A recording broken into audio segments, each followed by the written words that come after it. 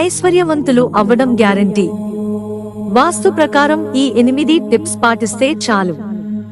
ఈ మార్గాలను అనుసరించే పక్షంలో వృత్తి, ఉద్యోగాల పరంగా భారీగా ఆదాయం పెరగడం, వ్యాపారాలు అభివృద్ధి చెందడం, షేర్లు, స్పెక్యులేషన్లు లాభించడం, లాటరీలు తగలడం, ధన యోగం పట్టడం, ఆకస్మిక ధన లాభం చోటు చేసుకోవడం వంటి వాటిలో ఏదో ఒకటి జరిగి తీరుతుందని, సొంత ఇల్లైనా అద్దె ఇల్లైనా ఇవి పాటించడం వల్ల తప్పకుండా ఆర్థిక పరిస్థితి మెరుగ్గా ఉంటుందని.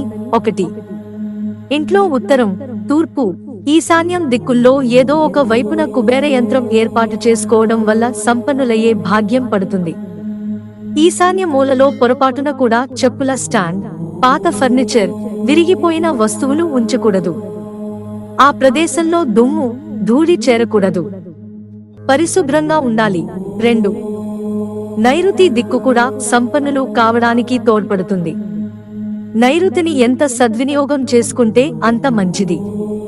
విలువైన దస్తావేజులను, ఆస్తికి సంబంధించిన దస్తావేజులను నైరుతి దిక్కులో ఉంచితే ఆ ఇంట్లో సంపద పెరుగుతుంది. ఆ దిక్కున ఒక అలమరను ఏర్పాటు చేసి అందులో ఈ దస్తావేజులను భద్రపరచడం మంచిది. ఆ అలమర ఉత్తరం లేదా ఈశాన్యం దిక్కుకు అభిముఖంగా ఉండాలి. 3. అలమరలో దస్తావేజులు, ఇతర విలువైన వస్తువులతో పాటు ఒక ఎర్రని వస్త్రాన్ని ఉంచడం మంచిది.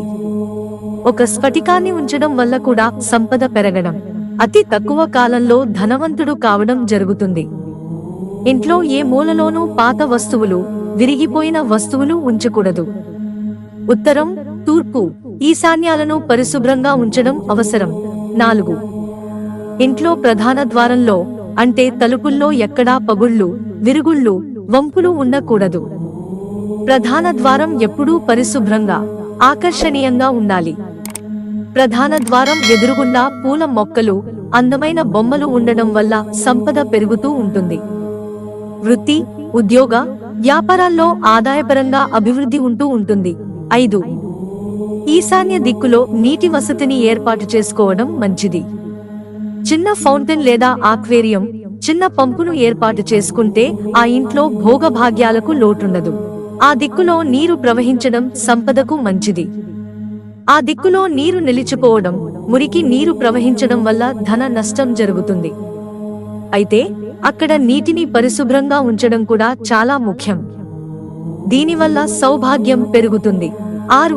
ఈశాన్యంలో గాని, ఆగ్నేయంలో గాని పొరపాటున కూడా వాటర్ ట్యాంకులను పెట్టకూడదు.